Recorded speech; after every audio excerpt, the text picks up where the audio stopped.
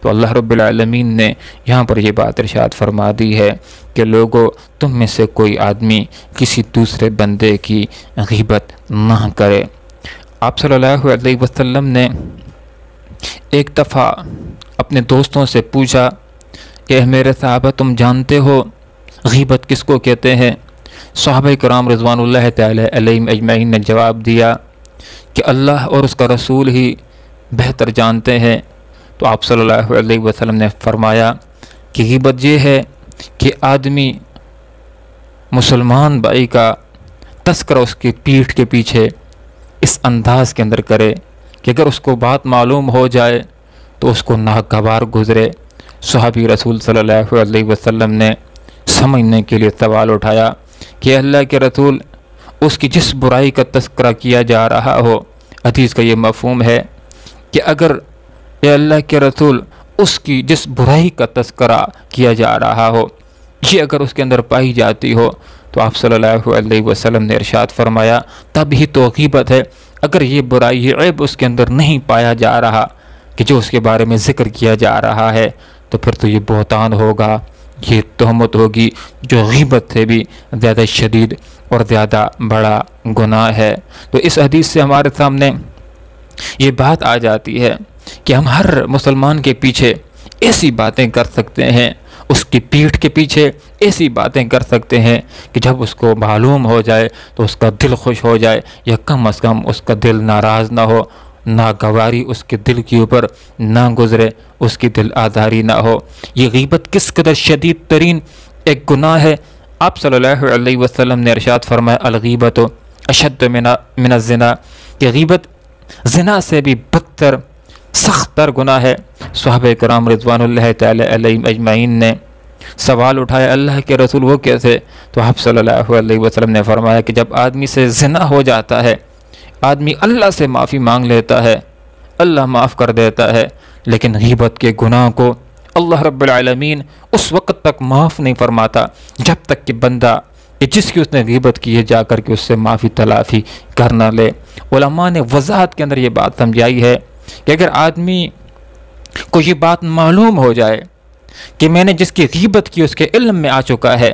تو چلا جائے، اس سے معافی مانگ لے، اس سے کہہ دے کہ مجھ سے غلطی ہو گئی، مجھ کو معاف کر لو، اور پھر اللہ رب العالمین سے بھی معافی مانگ لے۔ لیکن اگر اس کے علم کے اندر یہ بات ہے کہ میں نے جس کی غیبت کی ہے اس کے علم تک یہ بات نہیں پہنچی ہے، تو اب جا کر کے اس سے معافی مانگے گا، اس کے علم کے اندر آ جائے گا، اس کی دل آزاری ہو جائے گی، تو اب علماء نے فرمایا کہ بہتر یہی ہے کہ اس کے لیے بھی استغفار کرے اور اپنے آپ کے لیے بھی استغفار کرے، یہ غیبت کے گناہ کا کفارہ ہو جائے گا۔ اللہم اغفر لی ولہ، اے اللہ میری بھی بخشش فرما اور اس کی بھی بخشش فرما۔ یوں دعا کر لے اللہم اغفر لی ولہ، اے اللہ میری بھی بخشش فرما اور اس بھائی کی بھی بخشش فرما دے، اس کی بھی مغفرت فرما۔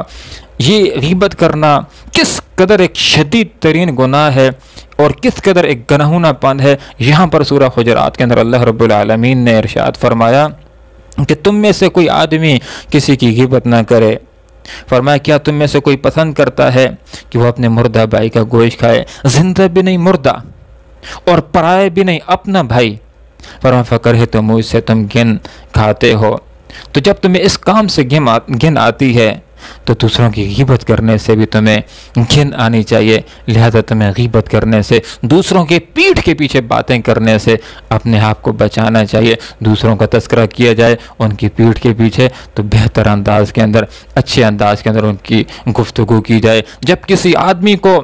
یہ بات معلوم ہو جاتی ہے کہ فلاں آدمی نے میرے پیٹھ کے پیچھے اچھا میرا تذکرہ کیا ہے، تو دلوں کے اندر ایک محبت پیدا ہوتی ہے، دلوں کے اندر جگہ بنتی ہے اور معاشرہ آپس میں مضبوط ہوتا ہے، امن قائم ہوتا ہے۔ علماء حضرات نے غیبت کے جواز کی چند صورتیں ذکر کی ہیں، اس میں سے ایک یہ ہے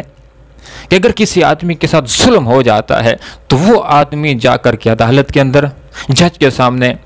ایک ذمہ دار آدمی کے سامنے جا کر کے یہ بات ذکر کر سکتا ہے کہ فلاں نے میرے ساتھ برا کیا ہے، فلاں نے میرے ساتھ زیادتی کی ہے، فلاں نے میرے ساتھ ظلم کیا ہے، یہ غیبت کے اندر شمار نہیں ہوگا۔ اسی طرح علماء نے یہ نقطہ بھی لکھا ہے کہ ایک آدمی اگر کسی سے مشورہ لے لیتا ہے کہ میں فلاں گھرانے میں شادی کرنا چاہتا ہوں، اس گھرانے کے لوگ کیسے ہیں، اچھے ہیں تو بتلا دے اچھے ہیں، برے ہیں تو بتلا دے کہ برے ہیں۔ ان کی برائی کو بیان کرنے سے غیبت والا گناہ نہیں ہوگا، کیونکہ اس کے اندر ایک مسلمان کو برے لوگوں سے بچانے کی بات ہے۔ اسی طرح علماء نے یہ بات بھی ذکر کی ہے کہ اگر ایک MNA ہے، ایک MPA ہے، وہ کرپٹ ہے، وہ ڈاکو ہے، وہ ظالم ہے،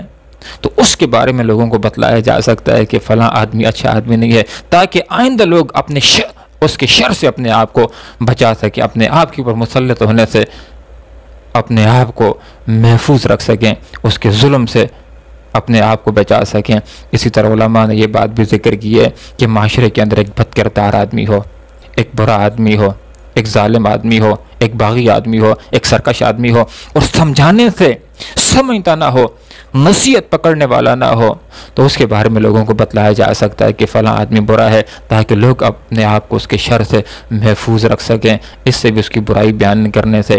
گناہ نہیں ہوگا، کیونکہ مقصود یہ ہوگا کہ لوگ اس کو پہچان لیں اور اس کے شر سے اپنے آپ کو محفوظ کر سکیں۔ اللہ رب العالمین سے دعا کرتے ہیں کہ اللہ تعالیٰ اس سخت ترین جرم سے، اس گناہ کبیرہ سے،